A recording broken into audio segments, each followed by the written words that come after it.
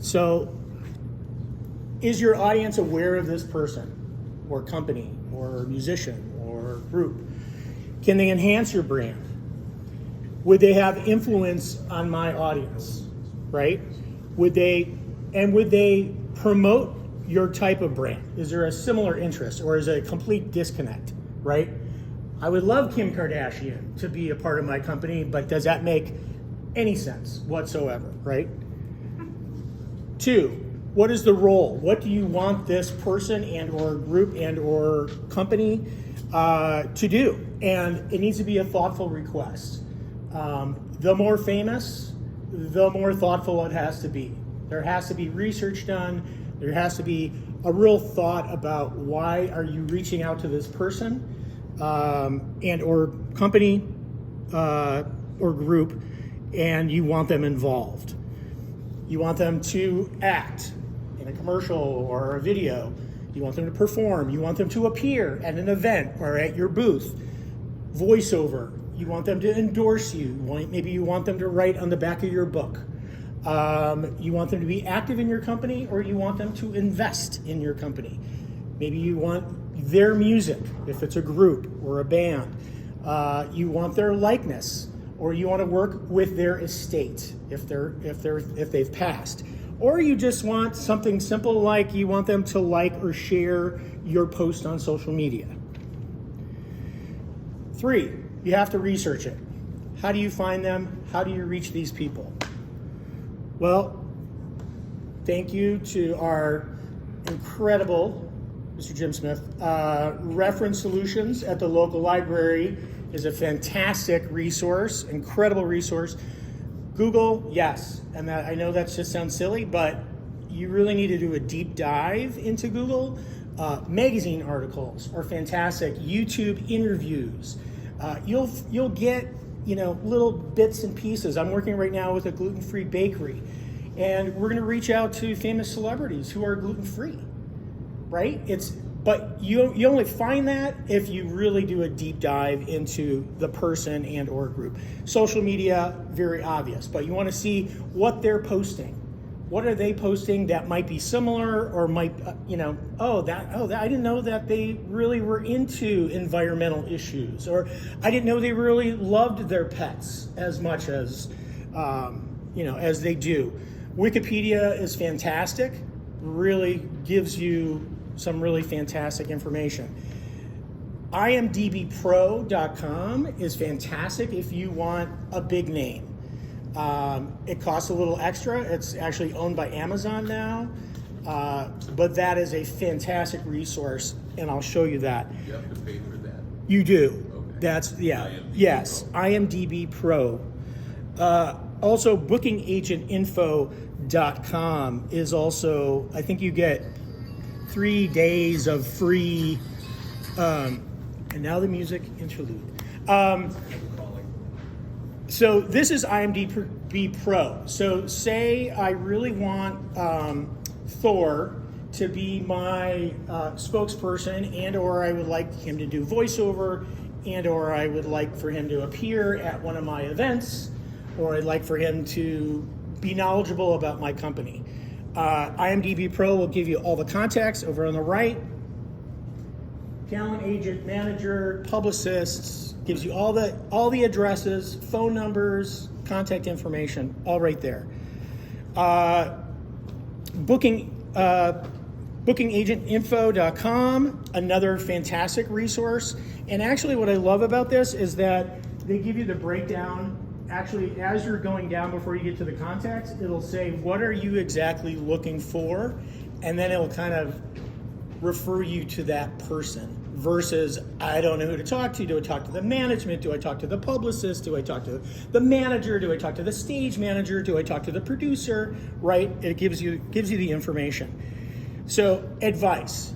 Don't ever approach a famous person as the savior. They're not going to save you. They're not going to save your company. They're not going to save your product.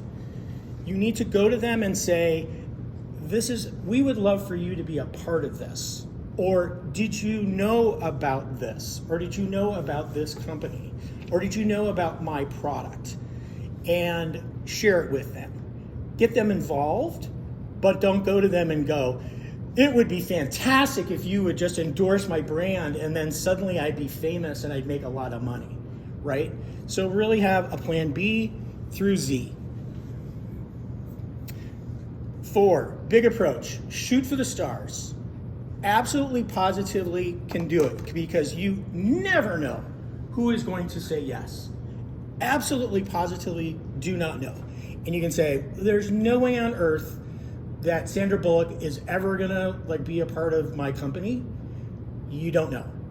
You absolutely don't know. If it makes sense, if it's the right time, if it makes a good match.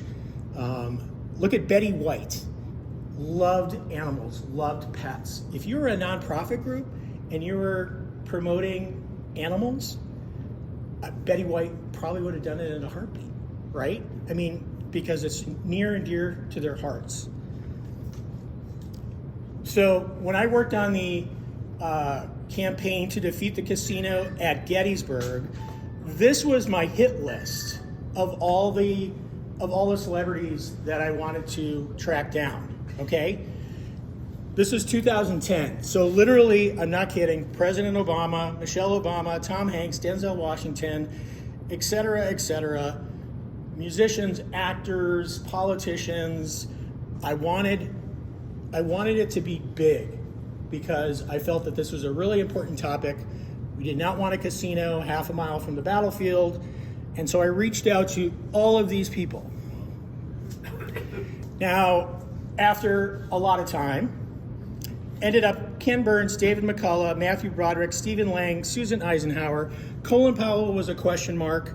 Tom Hanks was a question mark. And Michelle Obama's office, even though I'd reached out to them 3 times, never gave me an exact no. So that was kind of where I was left.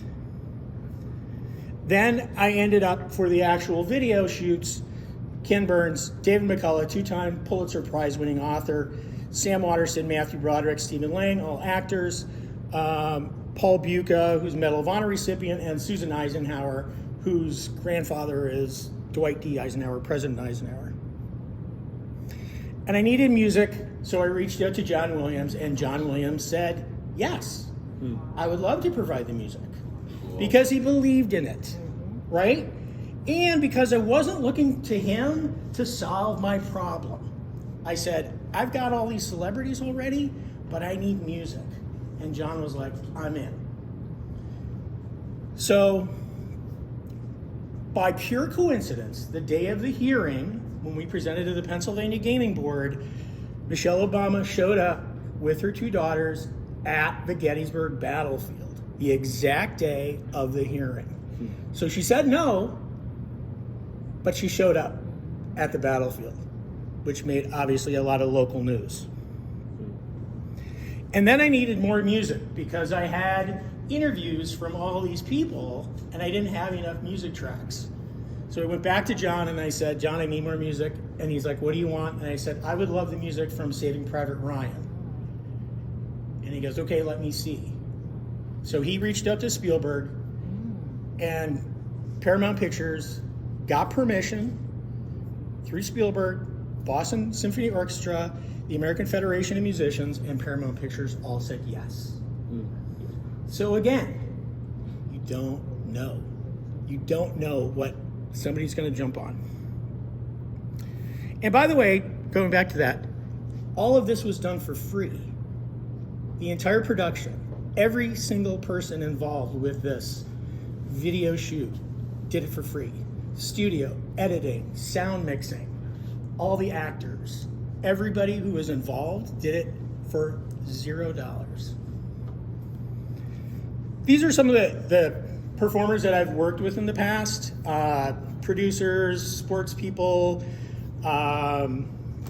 musicians, supermodels, and I've also worked with estates, worked with the Patsy Cline estate, worked with the Thomas Edison estate, and also did a campaign with Chris Farley for a medical treatment for addiction, and reached out to the Chris Farley family. And because I'm from Wisconsin, I did the Wisconsin angle, And Tom Farley, his brother, said, well, that's funny because I'm going to just start now. I'm going to start giving speeches on addiction. We would love for Chris's likeness to be a part of the campaign. So we ran billboards all over Los Angeles in front of the Chateau Marmont where John Belushi OD'd.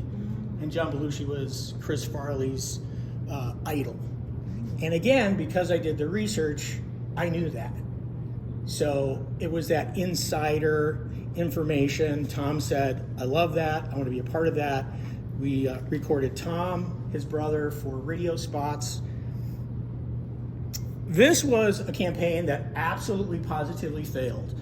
It was for Gillette. I was creative director at Men's Health magazine, and we did a campaign with Eli Manning and Archie Manning for Gillette shavers. I'll tell you why it failed. The client hired them because they were New York Giants fans, okay?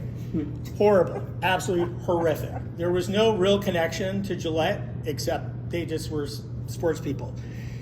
They wrote the interview questions, they rewrote them the day of the shoot. So Archie and Eli had no clue what was coming. The questions were idiotic, like beyond idiotic. So we forced them to do something that wasn't natural. They weren't talking about football. They were talking about shaving. And oh, by the way, they don't shave.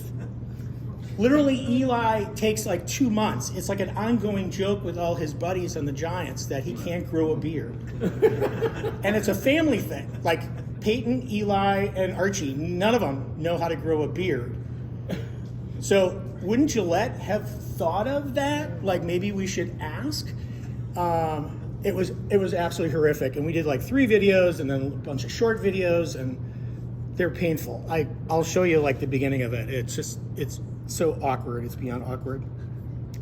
Now, this is something where I did a campaign for a barbershop down in Florida where they're huge Jacksonville Jag fans. This is in Ponte Vedra, which is a big golfing community right outside of Jacksonville. And turns out Coach Peterson, Doug Peterson, is actually a client of theirs. So we actually made signs, their parking signs out front, saying that this is reserved for Coach Pete. And he always wears a visor. He's kind of known in the NFL world as always wearing his visors. Won the Super Bowl with the Eagles and then now at the Jacksonville Jags. Well, then we got him to pose next to the sign, which of course went crazy on social.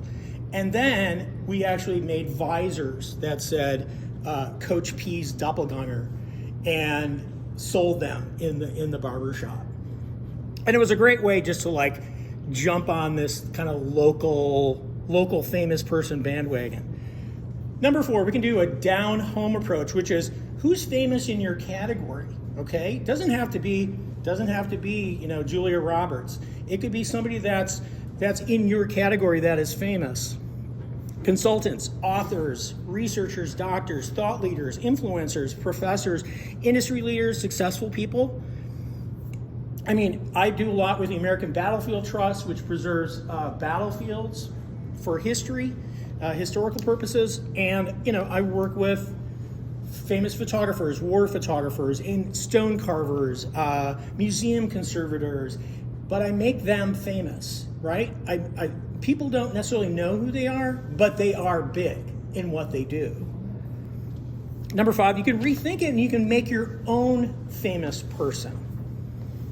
So this is something we used to do at Men's Health all the time, which is you find just somebody who's really interesting, who may be using your product, or maybe a good connection or a good parallel to your company. And then you make them famous, either on social or in books or in presentations. But the question is, what do they get out of this? And that's really a big question, which is they're going to ask right away, which is, okay, what do I get? And if they don't get money, what are they going to get from you? Is it notoriety? Is it, what? Or is it just an interest? It's something that's very interesting to them, that they go, hey, I want to be a part of this. This is great. Or this is a really great product. Or this is a great company. I want to be a part of it. Hopefully not great. Do I have 2 minutes to show a video? Yes. Okay.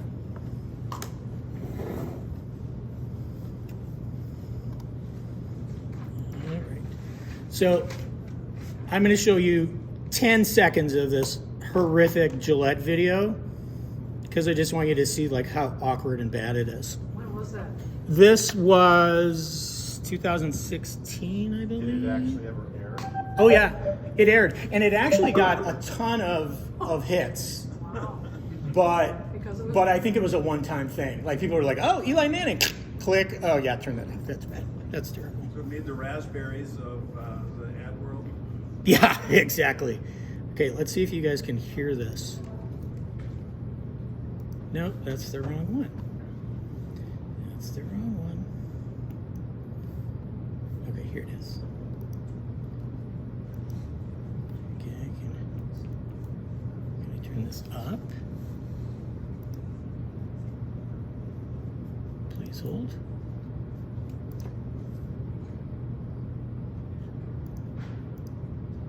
All right, let's try it.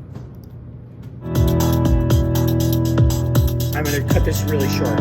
This is so bad. I'm Archie Manning, father of Eli Manning. I'm Eli Manning, son of Archie Manning. Manliness, when I think of it, I think of a guy that's kind of confident, way somebody carries himself. And manliness is just understanding what your responsibilities are as a man, whether it's your family. That's it. I can't watch it anymore. It's just so bad. It's absolutely it's so bad. It is just so horrific. They obviously didn't prep them. No, well, yeah, it was just terrible. It was awkward. What describe manliness? I mean, seriously, like who asks that question? It was the dumbest question ever, So right? is it just like an ad on a Men's Health website? Yeah, so this ran on the website, and we had, it was like a huge campaign with banners and in the magazine and on the website, and then you click it and you get all these videos, and then they had like 3 of these long form videos, which were just painful, and then like short ones throughout the. But like I said, the click throughs were like incredible. What did the Mannings think of it? I don't know. I never asked them. I really don't care. It was Wow. really bad. I They were We'll actually. probably wanna forget Eli was a dick. He was not right. like, and I get it because he showed up and it was like, but it was very obvious they were there for the money. It was like, I'm here for the money. I'm gonna do my thing and I'm gonna leave. And yeah, it was like, it was terrible. Okay, can I? Okay, this is an example of when it really works. I do a lot of work with Medal of Honor recipients and veterans and Gold Star families. And this is a teaser for a whole campaign, print and video and web, with 3 Medal of Honor recipients for the American Battlefield Trust. So I'll show you this.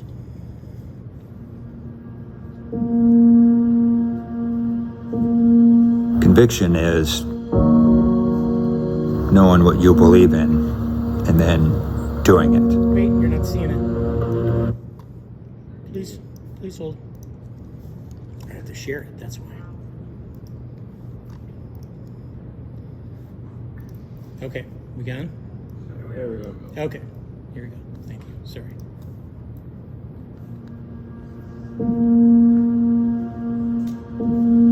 Conviction is knowing what you believe in and then doing it. I say that it's a divine intervention that I survived. If I was in the same situation, I would do it all over again. There were 27 Medals of Honor awarded for Iwo Jima. It's the highest recognition for valor that you can get. My name's on this, my name's on the back of it, but the medal doesn't belong to me. It represents those who never got to come home.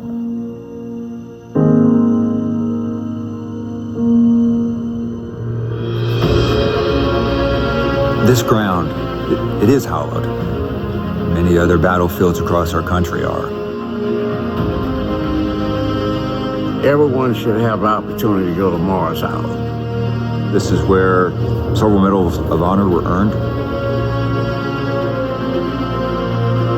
Here at Gettysburg, most people do not know that 64 Medals of Honor were awarded to individuals who went above and beyond the call of duty. Each Medal of Honor recipient, his battle is different. The very ground underneath their feet, that ground means something very deep to each soldier. You're standing on ground where people sacrificed their life. It's got to have some emotional impact on you. It's my responsibility, it's your responsibility to remember what's been given for us.